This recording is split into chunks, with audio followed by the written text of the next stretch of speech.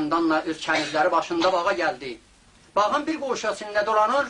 İstədi uzaq yoldan gəlmiş bir şəxsə gerək insan elə bir ana dilində, türk dilində, bizim öz dilimizdə belədir, qaydadır, bir yorulmusiyan, xəstə olmayan deyərlər beləsinə. Çün zənən tayfasıdır, naz eləyib kənara getməkdən, amma Bəhramın ürəyi bunun yaxın gəlməməyindən, məhəbbətin uzaqlığından bundan uzaq düşdü. İstədi ki, buna sözüm desin, biz görək nə sözlə deməlidir. Mən ərz eləyim, tamam eşidənlərin, tamaşaçıların, hamıların sağlığı.